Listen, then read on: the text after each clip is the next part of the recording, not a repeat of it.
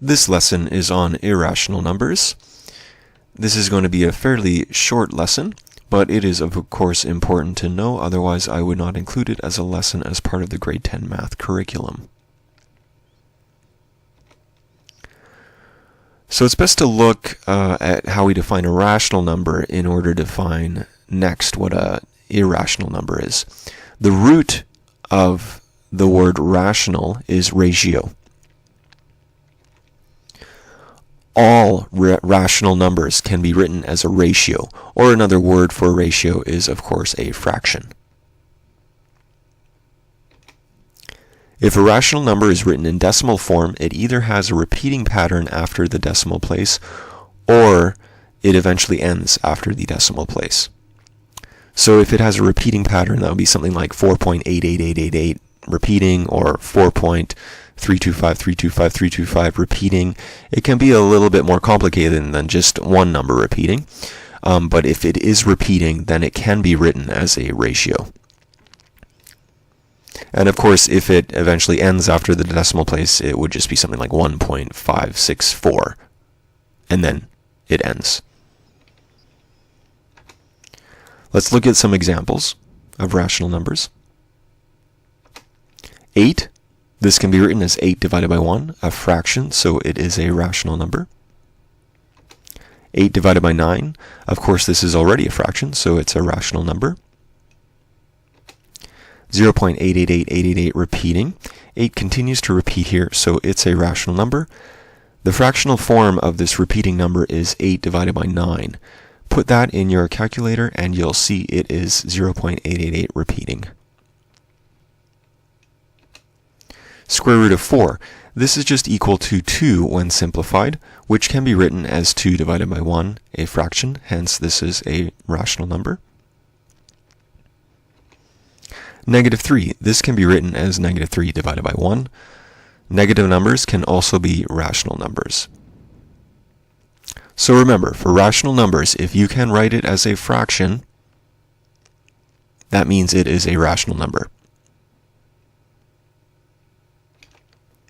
Let's look at irrational numbers now. Since a rational number is any number that can be written as a fraction ratio, naturally an irrational number cannot be written as a fraction or ratio. If an irrational number is written in decimal form, its pattern after the decimal never repeats and it never ends. Let's look at some examples of that, because there aren't too many that you can probably think of off the top of your head. The square root of 2 is actually an irrational number. When you put this in a calculator, you'll see the numbers after the decimal do not repeat and they do not end. So some radicals are irrational numbers. And pi, if you put that in your calculator and just push enter, you'll get 3.141592654 and then ... There are no repeating patterns after the decimal place for the number pi, and it never repeats.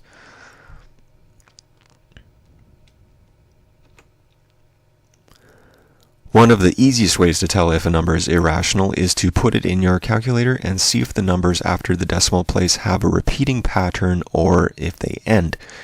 If they do have a repeating pattern or they end, the number is rational.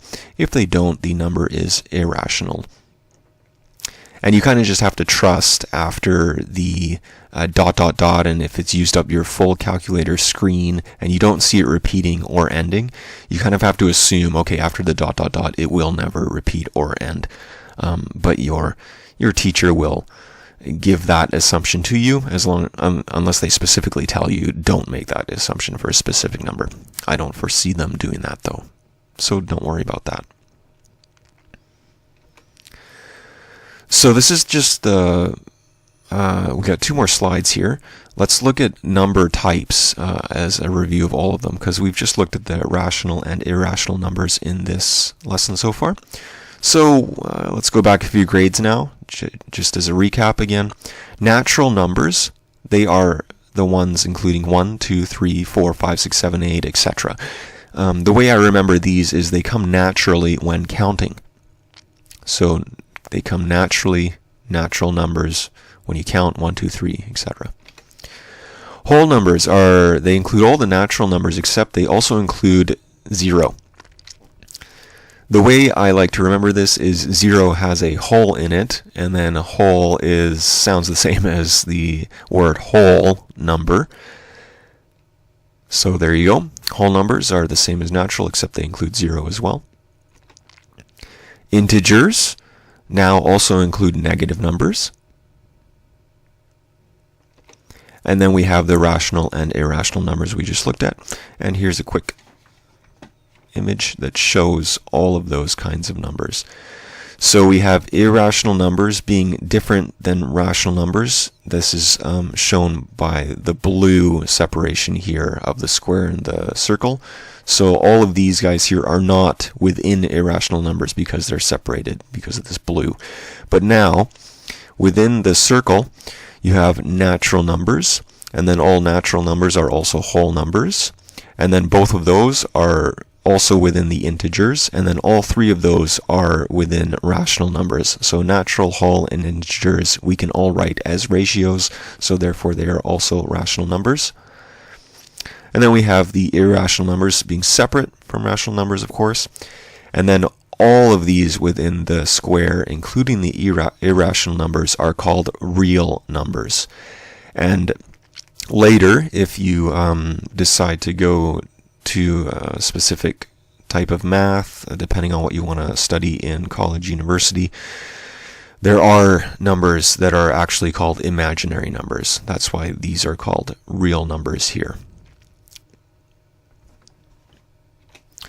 So last slide, I don't have any specific examples for these. It's mainly just memorizing what makes a rational number rational and what makes an irrational number irrational. I'll just describe a couple of main types of questions you'll see that have to do with these kind of numbers. One question type, it'll ask you to order a set of numbers from smallest to largest, or vice versa, from largest to smallest. The numbers will typically be in radical form. The fastest way to do this type of question is just to plug in your calculator and rewrite the decimal form of the number next to the radical form, and do this for each number. So if you had square root of 5, say that we saw in this or in the radical lesson, you'd rewrite that as 2.23 or whatever it was. So do this for each radical. Now just order based on the radical form, the decimal form, because of course looking at the decimal number you can see which one is larger than the other number. And of course you got to keep track of which decimal matches which radical when reordering the numbers. Another question type asks whether the number is rational or irrational. Again, if it's not obvious to start with, just plug the number into the calculator and see if the numbers have a pattern or end after the decimal. If they do, then it's a rational number. If they don't, it's an irrational number. And of course, you'll want to memorize pi is an irrational number. The number e is an irrational number. Square root of 2 is a common irrational number, you'll see. But aside from those basic ones that you'll memorize, just plug it into your calculator and see, does it repeat or end after the decimal? And that actually concludes this lesson.